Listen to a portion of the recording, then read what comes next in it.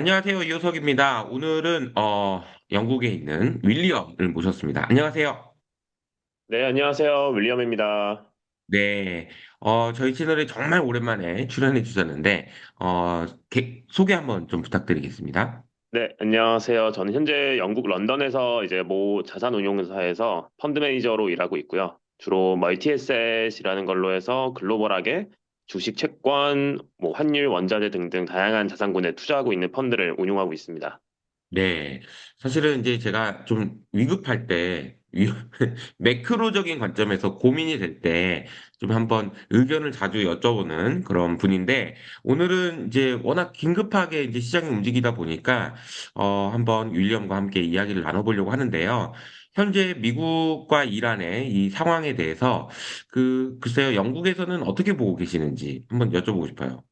처음부터, 그러니까 물론 일단 전쟁이라는 게 워낙 변수가 많다 보니까 그 누구도 솔직히 막 무조건 이럴 거다 저럴 거다라는 확답은 당연히 못하는 입장이고요. 근데 네. 저희는 처음부터 이거를 이제 각자의 입장에서 생각을 해봐서 약간 뭐 개인 이론적으로 좀 풀어보자라는 생각을 많이 했었어요, 저희들은. 아, 그래서 지금 각자 나라들의 입장을 보면은 이제 원하는 바가 다 다르잖아요, 조금씩은. 그리고 미국 그렇죠. 일을 예를 들면 먼저 처음에는 정권 교체를 생각을 했는데 이제 갈수록 최대한 그냥 타격만 주고 짧게 끝내야겠다라는 생각을 많이 하고 있는 것 같고요. 네, 처음에는 이제 베네수엘라처럼 할 수 있지 않을까라는 좀 착오가 있었던 것 같은데 이제 그게 어려워지다 보니까 이제는 어떻게 하면은 탈출을 그냥 빨리 끝낼 수 있을까라는 고민을 하고 있고 이스라엘은 이제 전쟁이 길어질수록 미국이 더 음, 깊게 끌어들여질수록 좋다라는 생각을 갖고 있기 때문에 최대한 이 전쟁을 끌고 가고 싶어 하는 입장이고요. 근데 음, 이란은 잘 생각을 해보면 정권 유지가 정말 제일 중요한 거고 억지력 보존도 해야 하는데 여기서 약간의 차이가 있는 게 상대가 감당 못할 경제적 타격을 계속 주면 자기들이 이긴다라고 생각을 하고 있어요. 그래서 버티는 것이 이긴다라고 생각을 하고 있기 때문에 음. 약간 이상하게 들릴 수도 있지만 현재 상황에서 미국도 자기들이 이기고 있다고 생각을 하고 있고 이란 측도 굳이 지고 있다는 생각을 하고 있는 것 같지가 않아요. 왜냐면 이제 음, 버티는 게 승리고 상대방한테 타격을 주면은 자기들은 이걸 이기는 거다라고 생각을 하기 때문에 근데 그 뜻은 뭐냐면은 이따가 이제 또 이제 어떤 시나리오가 가능한지에 대해서 얘기를 하려면 이제 강제적 협상이 가능하냐 안 하냐를 따져봤을 때 그러니까 이제 미국이 힘으로써 너희 협상해라 안 그러면 더 때릴 거다라는 이런 협상이 가능하려면은 이란이 자기들이 지고 있다라는 생각을 해야지 가능한 거잖아요. 아, 그렇죠. 근데 그 생각이 아니라면 이란 측에서는 그러면 이 강제적인 협상이 좀 힘들 것 같다라는 생각을 하고 있고 그렇다면은 지금 시나리오가 가능한 게 약간은 불완전한 휴전 어떻게 보면 지금 저희가 모든 사람들이 생각하고 있는 이제 시나리오인 것 같아요. 약간은 불완전하지만 어떻게든 그냥 휴전이 되지 않을까. 그리고 확률도 그나마 조금 가장 높아 보이는 시나리오기는 한데 이거 같은 경우에는 이제 만일에 그냥 미국이 승리했다고 발표하고 발을 빼고 그럼 이란도 이제 자기들이 버텨냈다, 이겨냈다라는 것으로 좀 서사를 확보하면서 이거를 이제 끝내는 마무리 짓는 거를 생각하겠지만 뭐 이스라엘은 당연히 이거에 대해서 뭐 불만족스럽긴 하겠죠. 하지만 이란 측에서 계속 요구하는 거는 지금 제3국이 좀 공증을 하는 지속적인 평화가 있어야 된다. 그러니까 어, 단순히 휴전이 아니라 우리는 종전을 원하고 그리고 그냥 미국이 알았어 이제 더 공격 안 할게 그게 아니라 약간 유럽이든 제3국 뭐 러시아든 다른 나라들에서 약간 공인인증서 마냥 오케이 우리가 보증할게 더 이상 미국이 전쟁 안 일으키는 걸로 라는 음, 그런 느낌의 휴전을 원하거든요. 그래서 음, 그것도 어떻게 보면은 좀 이루기 쉽지 않을 수도 있다고 생각을 하고 있고 왜냐면 이제 길어질수록 이란도 결국에는 유럽이나 다른 나라들이 점점 등을 돌리잖아요. 왜냐면 호르무즈 사태가 심각해지다 보니까. 그렇죠. 그리고 이란이 또 하나 지금 계속 말하는 게 비용 청구 계속 얘기하고 있는데 우리 전쟁으로 피해본 거 내가 돈 내라. 안 그러면 뭐 호르무즈에서 지금 지나가던 배들한테 뭐 돈 걷겠다. 그러니까 음, 이런 거 얘기하고 있는데 이건 솔직히 저는 아무리 생각해도 미국이 용납을 하지 않을 것 같기는 해요. 네. 왜냐면은 그렇게 하게 되면은 솔직히 미국이 우리가 이겼다라는 그 내러티브가 좀 전혀 안 먹히는 결과이기 그러니까 때문에 전쟁을 왜 한 거예요, 그럼? 그래서 이런 거죠. 네. 그러니까요. 그렇기 때문에 이것도 좀 힘든 것 같고, 그래서 이 불완전한 휴전도 어떻게 보면은 미국이 조금 더 유리한 딜을 끌어내려면은 아무래도 모두들 두려워하고 있는 어느 정도의 재확전 아니면은 어느 정도의 좀 더 강한 타격, 어느 정도의 진짜 뭐 이제 군대가 직접적으로 이제 땅에 발을 내딛는 그런 것까지 해야지 이런 불완전한 휴전도 그나마 가능해지는 게 아닌가 싶은 좀 우려스러운 생각을 많이 하고 있는 것 같아요. 전쟁을 예상하기는 매우 어렵다라는 그 전제하에 이야기를 좀 해주신 건데 어쨌든 단기전이 될지 장기전이 될지 이제 불확실한 그런 상황이다라고 볼 수 있는 것 같아요. 근데 어제 이야기를 좀 해볼까요? 그 트럼프가 연설을 했는데 좀 국내 주식시장은 굉장히 좀 많이 혼란스러웠습니다. 반면에 어제 밤에 보셨겠지만 미국 주식시장은 그래도 좀 차분한 느낌? 근데 또 그러면 유가가 안 올랐나 그러면 유가는 급등했거든요. 어제 뭐 시장의 흐름은 좀 어떻게 봤어요? 상당히 일단 하루 안에 이렇게 몇 마디로 인해서 시장이 뭐 빠졌다가 올라갔다가를 이렇게 들락날락 하는 장에서는 일반적인 운용사들이나 뭐 일반 그냥 기관들, 뭐 그냥 펀드 매니저들도 방향성을 잡고 트레이드를 가져가기가 쉽지가 않고요.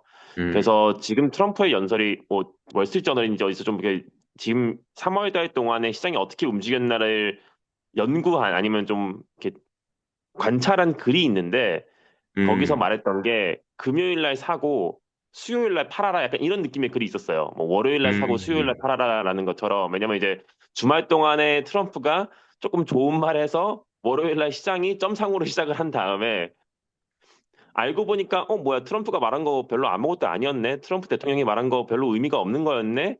라는 이제 기대감이 점점 꺾이면서 한 주 동안 줄줄줄줄 흘러내린다. 그래서 음. 뭐 토요일이나 월요일 날 사서 이제 뭐 수요일이나 목요일 날 팔아라라는 글을 봤거든요. 근데 이게 어떻게 보면은 오늘도 트럼프 연설을 할 때까지만 해도 약간 또 그게 되는 건가? 왜냐면 트럼프가 다시 강한 타격을 하겠다라는 말을 하면서 뭐야 약간 이제 끝낼 거다라는 그런 연설을 할 줄 알았는데 어떻게 된 거지? 근데 어떻게 보면은 시장이 그 후에 이제 그냥 트럼프의 말 자체에 대한 의미를 많이 잃은 것 같아요.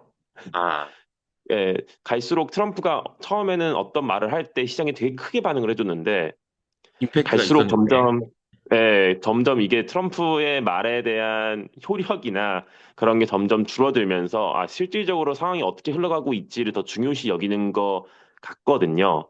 음. 그래서 트럼프의 말을 진짜 심도 깊게 들으면서 이걸로써 어떤 투자적인 판단을 하기에는 상당히 쉽지 않은 부분이 있는 것 같고, 근데 그렇다고 해서 안 들을 수는 없죠. 왜냐면은 뭐 트럼프의 입장이 뭔지를 알긴 알아야 되기 때문에 하지만 단순히 뭐 트럼프가 이제 끝났습니다라는 말 한마디만 듣고 그러면 사야겠다라는 판단을 하기는 어렵고 약간 다방면적으로 실질적으로 현장에서 어떻게 사건이 돌아가고 있는 건지를 판단할 필요가 많이 있어 보입니다. 이게 트럼프의 말도 안 먹히고, 근데 또 안 먹히는 건 아니고, 이게 좀 판단하기가 좀 어려워요. 그래서 일단은 제가 이렇게 질문 드려볼게요. 영국에서 이제 운영을 하고 계신데, 뭐 주변에 이제 매니저들도 많이 만나실 것 같고, 지금 기관들은 지금 어떤 상황이에요? 얘기를 들어보면은 굉장히 주식 비중을 많이 줄여놓고 있는 상황이어서, 상황에 따라서 뭐 다시 주식을 살 수도 있다, 뭐 이런 이야기도 들리고, 반대로 지금도 리스크 관리를 많이 해야 된다 이런 얘기도 좀 들리는 것 같고요. 네, 지금 일단 전쟁이 일어나기 전부터 기관들이 주식 포지션이 엄청 많은 편은 아니었어요. 그러다 음, 보니까 아무래도 참을성이 좀 더 있게 3월을 버텨낸 기관 투자자들이 많은 느낌이고요. 네. 그리고 아직까지도 지금 주변에서 제일 많이 들리는 말은 저희들은 이제 fade the rally라고 하거든요. 랠리를 음, fade 해라. 그러니까 랠리를 하면은 그냥 팔아서 비중을 줄여 나가라. 그 파는 기회로 가져가라. 라는 게 아직까지는 좀 더 중론인 것 같아요. 그래서 시장에 반등을 준다고 해서 덥석 올라타기보다는 반등 주면은 그냥 다시 또 줄여야겠다라는 느낌이 아직까지는 있고요. 근데 그렇다라는 거는 아무래도 이 사건이 지금 당장 어떻게 좋게 해결될 것 같다라는 생각은 안 하고 있는 게 큰 것 같거든요. 음. 그래서 일단 최근에 뭐 풋옵션의 매수량도 많아가지고 기관들의 해칭도 되게 잘 되어 있는 것 같고 아까 말씀드린 것처럼 주식 비중도 크지 않았기 때문에 어떻게 기관 투자자들이 좀 더 참을성 있게 지금 급하게 이렇게 매수의 손을 뻗지 않으면서 지금 버티고 있는 것인데 저는 최근에 이게 어떻게 봤냐면 아무래도 많은 분들이 지금 들은 내용처럼 물가에 대한 걱정과 결론적으로 결국에는 성장에 대한 걱정으로 이게 이어질 거냐 안 이어질 거냐에 대한 지금 다들 고민을 하고 계신 거잖아요. 맞아요. 근데 제가 지난주 목요일인가쯤에 이제 시장 움직이면서 봤던 거는 그날 유독 유가가 오르는데 금리는 내리고 주식도 빠지는 장이 시작이 됐었어요. 네, 근데 그거는 어떻게 보면 이제 성장에 대한 걱정을 시작을 한 거거든요. 왜냐면 유가가 맞아요. 오르면은 이제 물가에 대한 걱정이 생기는 거고, 그럼 금리가 올라줘야 되는데, 근데 금리가 빠지면서 주식도 빠진다라는 거는 아 이제 슬슬 성장에 대한 걱정을 시장에서 하는 게 아닌가라는 저도 생각을 했었고, 그러면서 이제 채권에 대한 비중이 뭐 굳이 그전처럼 완전히 줄일 필요는 없을 수도 있겠다라는 생각을 했었는데, 이렇게 물론 이번 주에는 다시 또 월요일 날 이제 뭐 시장이 반등을 해주고 트럼프가 여러 가지 말을 하면서 바뀐 경향이 있지만 이 말뜻은 뭐냐면은 앞으로 만약에 전쟁이 더 길어지게 된다면 뭐 1주, 2주 더 길어지게 된다면 그리고 시장에 좀 더 안 좋은 분위기로 다시 이어간다면 그때는 그 전에 있던 것처럼 단순히 물가에 대한 걱정뿐만이 아니라 점점 성장률에 대한 걱정을 하는 장으로 바뀔 수도 있다라는 생각을 하고 있어요. 그래서 음, 만약 지금 짧은 기간 안에 트럼프 대통령이나 아니면 어떤 여러 가지 말들로 다시 시장의 온기를 단기간에는 불어넣어줄 수 있지만 실질적인 호르무즈 해협이 열리고 다시 원유가 흐르지 않는다면 음, 이제는 경제 성장에 대한 걱정으로 시장이 좀 생각을 바꿀 수도 있겠다. 근데 그렇게 되면은 많이 안 좋아질 수도 있을 것 같아요. 그게 네, 이제 언제 이거를 풀어주냐에 따라서 시장이 진짜로 성장에 대한 걱정을 하기 시작하면은 주식 시장이 다시 한번 특히나 미국 주식 시장이나 뭐 이제 글로벌 주식 시장에서 전저점을 다시 테스트할 수 있는 그런 상황도 놓일 수 있을 거라고 저는 걱정을 좀 하고 있습니다. 네. 그러니까 사실은 그러니까 뭐 지금 처음에는 전쟁이 났을 때 유가가 이렇게 많이 올라서 걱정이다.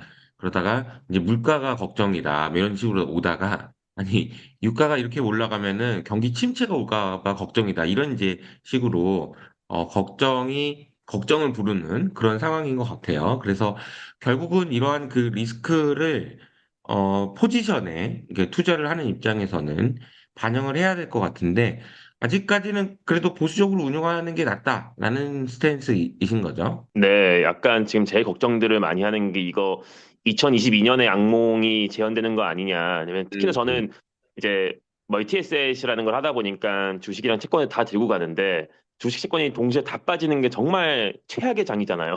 맞아요, 이거 맞아요. 도대체 돈을 어디다 넣어야 되는 거야? 라는 최악의 장인데 그 2022년이 재현되는 게 아니냐.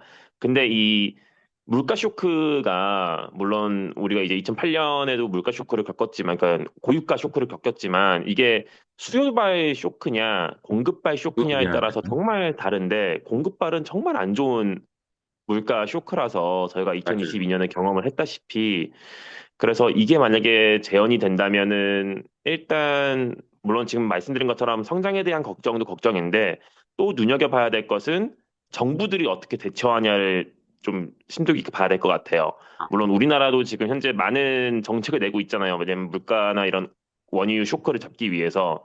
맞아요. 근데 2022년에 비하면은 상당히 많은 현재 나라들이 이 정부 부채라든지 이런 게 되게 그 거의 끄트머리에 와 있다고 느껴지거든요. 점점 음, 시장에서 정부가 돈 더 쓴다 그러면은 그거에 대해서 긍정적인 신호가 많이 안 나오고 있어요. 특히나 국채 금리가 엄청 튄다든지 저희가 영국도 그거를 경험을 했었고 음, 미국도 장기 국채 금리에 대한 걱정스러운 말들이 이 사태가 있기 전에 작년에는 많이 나왔었잖아요. 트럼프가 돈 더 맞아요. 풀면은 장기 국채 뭐 프리미엄이 올라간다라든지 이런 얘기가 나왔는데 만약에 지금 뭐 영국이든 유럽이든 다른 나라들이 특히나 이런 국채 발행에 대한 걱정이 크고 부채에 대한 걱정이 큰데 이거 물가를 막기 위해서 물가와 싸우기 위해서 결국에는 돈을 푸는 이제 선택을 하게 된다면 단기적으로는 물론 단기적으로는 돈이 풀리는 거기 때문에 뭐 주식이라든지 이런 위험 자산들이 안도할 수는 있어도 만약에 장기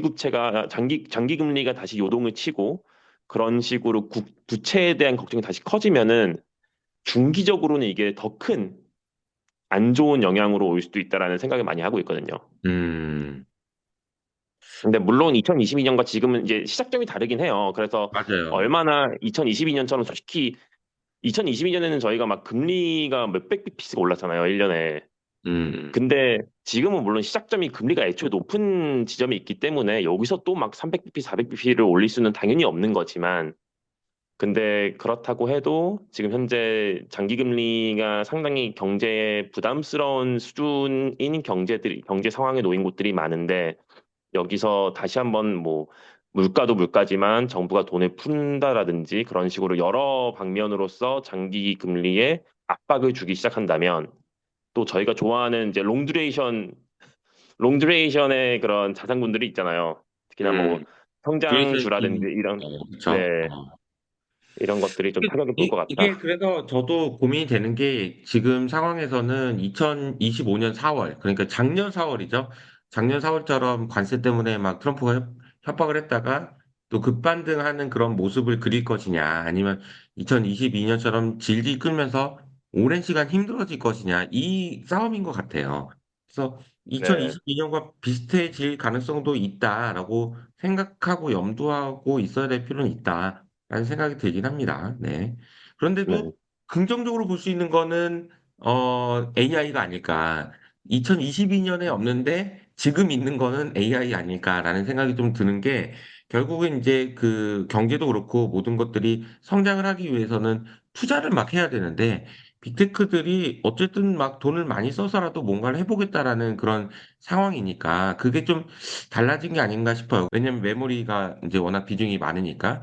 한국 시장에 그렇죠. 대한 그 투자자들, 해외 투자자들의 반응은 좀 어때요, 요새? 한국 시장에 대해 솔직히 관심이 되게 많이 늘었고요. 음, 솔직히 한국 시장이 이제 신흥 지수 전체에서 한국 시장의 비중이 되게 커졌잖아요, 많이. 맞아요, 맞아요. 그런데 그거를 전혀 인지하지 못하고 있던 글로벌 매니저들도 많아요. 아니, 아, 왜냐면 시장 지수에 투자하는 것 같은 경우는 이제 흔히들 펀드에 갖고 가는 사람들 꽤 많거든요. 그냥 글로벌하게 운영하는 사람들도 그래도 신흥 지수를 어느 정도는 가져가야 된다고 생각하는 사람들이 많고, 그래서 신흥 지수에 투자하고 있으면서도 한국 지수의 비중이 이렇게나 커졌다고라고 놀라워하는 매니저들이 되게 많아요.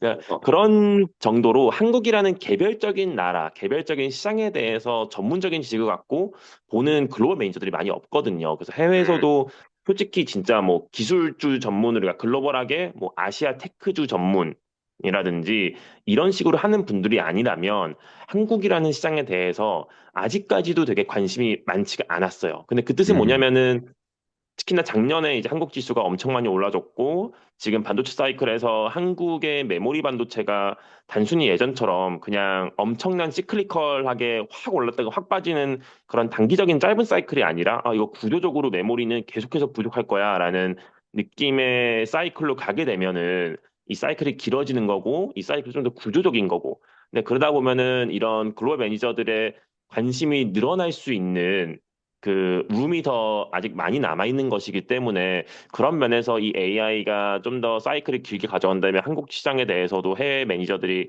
관심을 더 많이 줄 것 같고요. 우리나라 네, 시장에 관심이 없었다는 거는 반대로 이제 관심을 가질 수도 있겠다.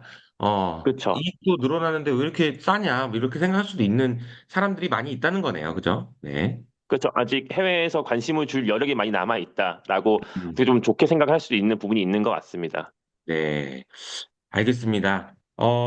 오늘 어쨌든 말씀 잘 들었고요. 어쨌든 굉장히 좀 불확실한 상황이에요. 그래서, 기관 투자자 입장에서도 그렇지만, 개인 투자자 입장에서도 어떻게 해야 되는지 고민이 굉장히 많이 되는 상황인데, 그래도 마지막으로 이제 오랜만에 출연해 주셨으니까, 효치님들한테 한번 그 조언 한 말씀 해주시면서 마무리하도록 하겠습니다. 항상 변동성이 심할 때는 좀 조심히 포트폴리오를 운영하면서 제가 항상 이렇게 시장이 어려울 때 좀 연락을 받다 보니까 저도 시장 좋을 네. 때 나와서 다 올라타시죠. 갑시다. 가자라는 그런 좋은 느낌의 말씀도 드리고 싶은데 항상 어려울 때만 나와서 그러니까 항상 이렇게 어려운 말씀 드리고 있는데 지금 어려운 상황 다 그래도 구조적으로 보면은 전쟁이라는 거는 단기적인 것이고, 하지만 아까 말씀드린 것처럼 이게 길어질수록 전쟁이라는 거는 특히나 지금 유가라는 공급발 쇼크는 이게 점점 갑작스럽게 점점 상황이 안 좋아질 수 있는 거거든요. 왜냐하면은 매주 일주씩 원유 공급이 막히는 게 길어질수록 상황이 급단적으로 악화가 될 수 있기 때문에 그 티핑 포인트가 언제인가를 항상 잘 생각을 해야 되고 지금 시장에서는 그래도 4월 중순 내로는 좀 어떻게든 끝나지 않을까라는 기대를 갖고 있어요. 그래서 그 안에 끝나준다면은 그래도 엄청나게 뭐 지속적인 타격은 아닐 거다라는 생각을 하고 있는데 만약에 그거보다 더 길어진다라면은 4월 말 아니면 심지어 5월까지 넘어가게 되면은 그거는 진짜로 경제에 엄청나게 큰 타격을 줄 수 있는 것 같아서 그거를 유심히 잘 지켜보시면서 한번 같이 잘 이겨내면 좋겠습니다. 알겠습니다. 어쨌든 결국은 시나리오를 가지고, 잘 대비를 해야 된다, 라는 말씀을 해주신 것 같고, 상황에 대한 설명을 잘 해주셔가지고, 대응하시는 데 도움을 많이 받으시지 않을까, 그런 생각이 듭니다. 자, 그러면 오늘 영국에 있는, 윌리엄과 한번 통화를 해봤고요. 그럼 저희는 다음 시간에 인사드리겠습니다. 감사합니다. 감사합니다.